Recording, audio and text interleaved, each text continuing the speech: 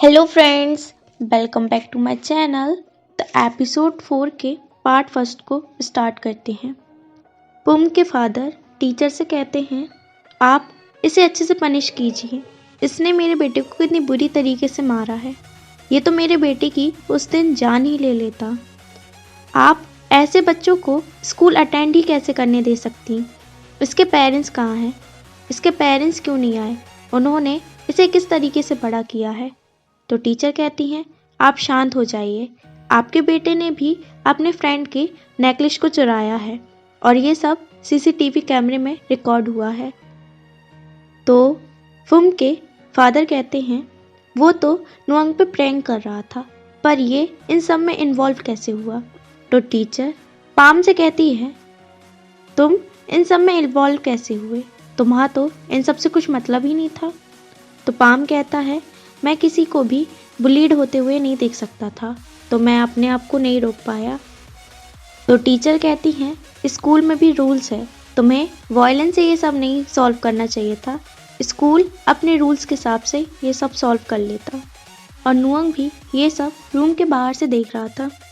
फुम के फादर गुस्से में रूम से निकलते हुए कहते हैं, आपको नेक्स्ट टाइम से किसी भी स्टूडेंट का एडमिशन देने से पहले उसका बैकग्राउंड चेक कर लेना चाहिए। फुम नुअंग को घूरते हुए वहाँ से चला जाता है। पाम जब रूम से निकलता है तो नुअंग कहता है, टीचर ने क्या कहा? तो पाम कहता है, टीचर ने हम दोनों को 2 वीक के लिए सस्पेंड कर दिया है। तो नुअंग कहता है, तुम्हारी तो कोई गलती ही नहीं थी, तो तुम्हें पनिशमेंट कैसे मिली? मैं जाकर टीचर से बात करता हूँ।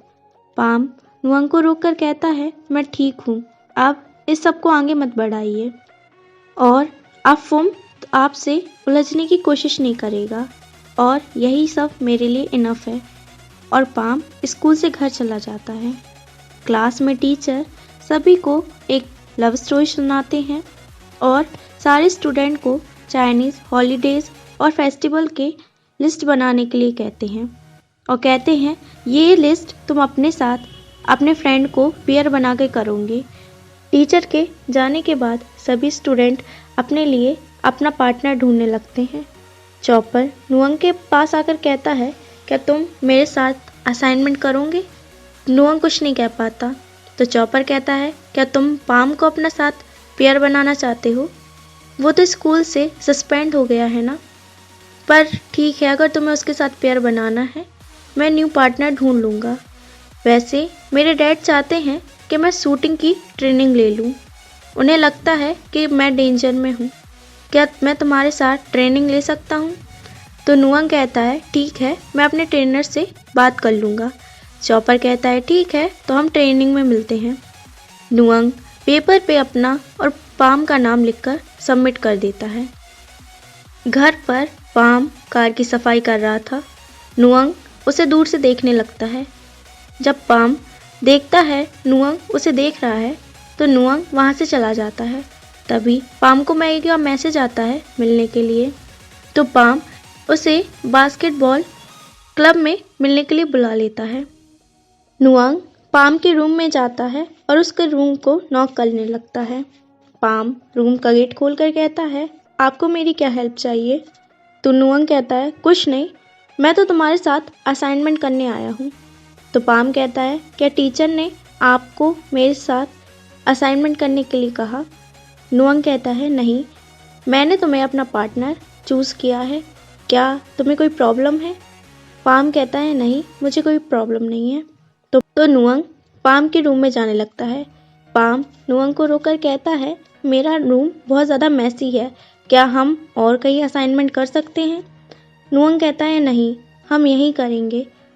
जब मैं तुम्हें डांटूंगा तो कोई सुन नहीं पाएगा, तो हम तुम्हारे रूम में ही करेंगे। और नुअंग पाम के रूम में चला जाता है। पाम रूम में जाकर अपने ड्रेस पहनने लगता है। नुअंग पाम के बेड पर बैठकर कहता है, तुम्हारा बेड कौन सा है? पाम कहता है, नीचे वाला मेरा और ऊपर वाला पापा का। तो नुअंग कहता है, ये रूम 2 मेंस के लिए बहुत छोटा नहीं है? तो पाम कहता है, नहीं, जहाँ मैं पहले रहता था वो रूम तो इससे भी ज़्यादा छोटा था। तो नुअंग कहता है, पर मेरा बहुत बड़ा है, मैं वहाँ अकेला फील करता हूँ। तो पाम नुअंग को देखने लगता है। फिर नुअंग कहता है, अगर तुम्हें और अंकल को मूव होना है तो तुम ऊपर मूव हो जाओ, वहाँ बहुत सारे खाली रूम हैं। तो पाम कहता है, नहीं, हम यहीं ठीक हैं, और वो जाकर नुअंग के पास फ्लोर पर बैठ जाता है। नुअंग कहता है, तुम मेरे कोई स्लेव नहीं हो, तुम ऊपर आकर बैठो, और वो पाम को अपने साथ बेड पर बिठा लेता है। फिर पाम नुअंग को असाइनमेंट की पूछता है और वो दोनों असाइनमेंट के बारे में बातें करने लगते हैं। सीन शिफ्ट होता है चॉपर पे। चॉपर नुअंग के साथ शूटिंग क्लासेस ले रहा था। नुअंग चॉपर की शूटिंग स्किल्स देखकर इम्प्रेस होता है और फिर पूछता है, अंकल क्रिट कैसे हैं? हमें पता है कि हमारे पेरेंट्स के बीच सब कुछ ठीक नहीं है। तो चॉपर कहता है, वो ठीक हैं, बस वो बहुत जल्दी ऑफेंड हो जाते हैं। तो नुअंग कहता है, वो मेरी मॉम की वजह से ऑफेंड हो जाते हैं, क्योंकि मेरी मॉम उन पर ट्रस्ट नहीं करती। पर तुम्हारा क्या तुम मुझ पर ट्रस्ट करते हो? तो चॉपर कहता है, हमारे पेरेंट्स के बीच सब कुछ ठीक नहीं है, पर उनकी वजह से हमारे बीच कोई लड़ाई नहीं होगी। तो नुअंग कहता है, मैं तो तुम्हें चेक कर रहा था, वैसे भी मेरी मॉम तुम्हारे डैड पर ट्रस्ट करती है, वो अभी सब कुछ मैनेज कर रही हैं। तो जल्दी अंकल क्रिट भी मैनेजमेंट कमेटी में होंगे। मेरी मॉम वर्क में बहुत ज़्यादा बिजी रहती हैं, उन्हें अपनी सेफ्टी की भी बहुत ज़्यादा चिंता रहती है। रिच होने का भी कोई फ़ायदा नहीं है जब हम हमारी लाइफ को अच्छे से फ्रीली जी ही ना पाए। तो चॉपर कहता है, तुम भी इन सब की आदत डाल दो, कुछ टाइम बाद तुम्हें भी सारा बिजनेस संभालना पड़ेगा। तो नुअंग कहता है, पर मुझे ये सब नहीं संभालना, क्या तुम ये सब संभालना चाहोगे? तो चॉपर कहता है, अगर तुम मजाक भी कर रहे हो तो भी मैं सीरियस हूँ। और वो दोनों हंसने लगते हैं। फिर चॉपर कहता है, वैसे वैन का क्या हुआ? तुम मुझसे उसके बारे में क्यों पूछ रहे थे?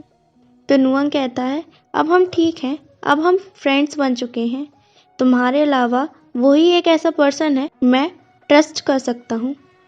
तभी नुअंग को एक कॉल आ जाती है और वो रूम के बाहर जाकर कॉल पिक करने लगता है। चॉपर सैड हो जाता है और फिर से शूटिंग करने लगता है। पाम बास्केटबॉल कोर्ट में होता है और मैगी उसके लिए चीयर कर रही थी। जब पाम मैगी के बगल में बैठकर अपनी शूलेस बांध रहा था तो मैगी कहती है, तुम कब तक इन शूज़ को यूज़ करोगे? क्या तुम इनको इतना ज़्यादा पसंद करते हो?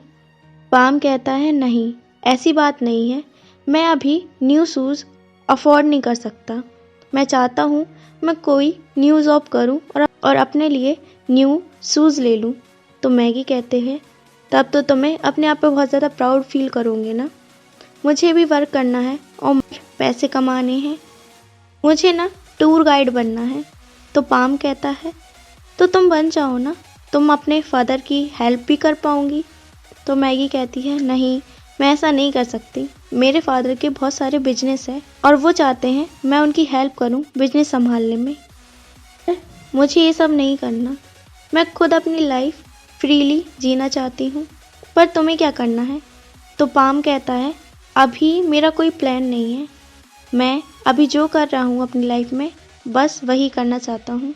तो मैगी कहती है, मैं सच बताऊँ तो मुझे नुअंग जितना रिच बनना है। वो कितना रिच है ना, वो जो चाहे जब चाहे खरीद सकता है। मैं उससे कभी कभी बहुत ज़्यादा जेलस हो जाती हूँ। पर तुम कैसी जॉब ढूंढ रहे हो? यहाँ तो कोई सी भी नहीं है तो तुम फिशिंग बोट पर काम कर सको। तो पाम कहता है, मुझे फिशिंग बोट के अलावा भी सारे लेबर्स जॉब आते हैं और मैं कर सकता हूँ। तो मैगी कहती है, तो तुम डांस क्लब में मेरे साथ काम कर लो। जब तुम नुअंग के साथ आते हो तो तुम कुछ नहीं करते। नेक्स्ट वीक क्लब में एक पार्टी है और मेरे डैड किसी को ढूंढ रहे हैं काम करने के लिए, तो क्या मैं डैड से तुम्हारे लिए बात कर लूँ? पाम कहता है, ठीक है। नुअंग पाम के रूम में जाता है, पर जब पाम का रूम लॉक होता है तो वो अपने घर की मेड आंटी नेट से पूछता है पाम के बारे में। तो आंटी कहती हैं, वो बास्केटबॉल खेलने गया है, अगर आप चाहो तो मैं उसको कॉल कर दूँ। नुअंग मना कर देता है और फिर वो इंस्टा आईडी चेक करने लगता है। मैगी ने पाम के साथ एक फ़ोटो पोस्ट की थी। नुअंग फ़ोटो देखकर सैड हो जाता है और पाम का वेट करने लगता है। जब पाम बास्केटबॉल खेलकर वापस आता है तो नुअंग उससे कहता है, तुम कहाँ गए थे? पाम कहता है कि मैं बास्केटबॉल खेलने गया था। नुअंग गुस्से में कहता है, तुम्हें अपना असाइनमेंट नहीं करना? दिन भर तुम बास्केटबॉल खेलते रहते हो। तो पाम कहता है, सॉरी, मैं अभी जाकर असाइनमेंट के लिए रिसर्च करता हूँ। नुअंग कहता है, वैसे तुम बास्केटबॉल किसके साथ खेल रहे थे? पाम कहता है, मेरे जो क्लब के फ्रेंड्स हैं मैं उन्हीं के साथ खेल रहा था। नुअंग कहता है, तुम जाकर असाइनमेंट करो, अपनी सारी हॉलीडेज़ में वेस्ट मत करो। तो पाम कहता है, ये मेरे हॉलीडेज़ नहीं हैं, मुझे 2 वीक्स के लिए सस्पेंड किया गया है, तो क्या मैं रेस्ट नहीं कर सकता? ये सुनकर नुअंग वहाँ से चला जाता है और पाम अपने रूम में जाकर स्माइल करने लगता है और फिर अपने असाइनमेंट के लिए रिसर्च करने लगता है। 2 वीक्स बाद नुअंग और पाम लाइब्रेरी में होते हैं। असाइनमेंट के लिए पाम नुअंग को एक लव स्टोरी सुनाने लगता है जिसमें 2 लवर्स को गॉड अलग अलग कर देते हैं और उन्हें साल में केवल एक ही बार मिलने का मौका मिलता है। तो नुअंग कहते हैं, पर ये तो इम्पॉसिबल लव है ना? तो पाम कहता है, मुझे बहुत ज़्यादा बुरा लग रहा है। वो दोनों एक दूसरे से प्यार करते हैं पर कभी वो एक दूसरे के नहीं हो पाए। तो नुअंग कहता है, पर ये एक बहुत अच्छी स्टोरी है। वो दोनों पेशेंटली एक दूसरे का वेट करते हैं एक दूसरे से मिलने के लिए। अगर तुम उनकी जगह होते तो क्या तुम भी उस दिन का वेट करते? तो पाम कहता है, हाँ, अगर मैं उनमें से एक होता तो मैं ज़रूर अपने प्यार के लिए वेट करता। मैं अपने प्यार के लिए सब कुछ कर सकता था, सब कुछ सह भी सकता था, चाहे वो एक दूसरे से वेट करना हो। हमारे डिफरेंट बैकग्राउंड्स हो, यही तो हमारे प्यार को महान बनाती हैं। नुअंग कहता है, ठीक है, तो इसी स्टोरी को हम अपने असाइनमेंट के लिए चूज़ करते हैं। अगर हमें असाइनमेंट में ए मिला तो मैं तुम्हें रिवॉर्ड दूंगा। तो पाम कहता है, मुझे रिवॉर्ड में क्या मिलेगा? तो नुअंग कहता है, जो तुम चाहो। पाम कहता है, मुझे कुछ नहीं चाहिए, मैं अपना बेस्ट दूंगा। तो नुअंग कहता है, जो तुम्हें करना वो करो। सीन शिफ्ट होता है वैन पर। वो अपना क्राफ्ट वर्क कर रहा था। तभी चॉपर उसके पास जाकर कहता है, तुम क्या कर रहे हो? वैन कहता है, मैं एक पेपर को कट कर रहा हूँ। मुझे लगा था ये सब इजी है, पर ये तो बहुत डिफ़िकल्ट है। चॉपर कहता है, अगर तुम्हें ये सब नहीं आता तो तुम्हें इन सब की क्लास लेने की क्या ज़रूरत थी? वैसे मुझे तुमसे माफ़ी मांगनी थी उस दिन के लिए जब मैंने तुमसे कहा था कि तुम नुअंग के साथ इसलिए हो क्योंकि तुम मुझसे कुछ चाहते हो। तो वैन कहता है, मैं तो इस बारे में सब कुछ भूल गया, तुम भी भूल जाओ। वैसे तुमने जो कहा था वो ठीक कहा था, मैं नुअंग से कुछ चाहता हूँ। तो चॉपर कहता है, क्या? तो वैन कहता है, मैं चाहता हूँ वो मुझसे वैसे ही प्यार करे, वैसे ही पसंद करे जैसे मैं उससे करता हूँ। चॉपर थोड़ा सैड हो जाता है और कहता है, क्या तुम सीरियस हो? क्या नुअंग इस बारे में जानता है? वैन कहता है, हाँ, पर नुअंग को अभी इस बारे में कुछ नहीं पता। मैं उसे जल्दी ही सब कुछ बता दूंगा, पर तुम उससे कुछ मत कहना, मैं अभी इस सब के लिए रेडी नहीं हूँ। तो चॉपर कहता है, ठीक है, मैं कुछ नहीं कहूँगा, पर अगर तुम उसे लाइक करते हो तो तुम उसे जल्दी से बता दो। वैन कहता है, मैं श्योर नहीं हूँ, अगर मैंने उसे अपना लव कन्फेस किया और उसने मुझे रिजेक्ट कर दिया तो? चॉपर कहता है, तो तुम उसे बता तो सकते हो ना, अगर तुम उससे कहोगे तो वो तुम्हारी फीलिंग्स के बारे में जान पाएगा ना। तुम अगर रिजेक्ट होंगे तो तुम एक बार हर्ट होंगे। तो वैन कहता है, थैंक यू, मुझसे तुम मिलने आए। मुझे तो लगा था उस दिन के बाद से तुम मुझसे बात नहीं करोगे, तुम मुझसे मिलने नहीं आओगे। तो चॉपर कहता है, थैंक यू तो मुझे बोलना चाहिए जो तुमने मुझे माफ़ कर दिया और तुमने मुझसे बात की। फिर वैन अपनी पेपर कटिंग करने लगता है और चॉपर वहीं सैड बैठा रहता है। यहीं पर एपिसोड 4 के पार्ट 1 को ख़त्म करते हैं। अगर आपको वीडियो पसंद आई हो तो वीडियो को लाइक करें, कमेंट करें, हमारे चैनल को सब्सक्राइब करें। Thank you for watching. Bye bye and take care.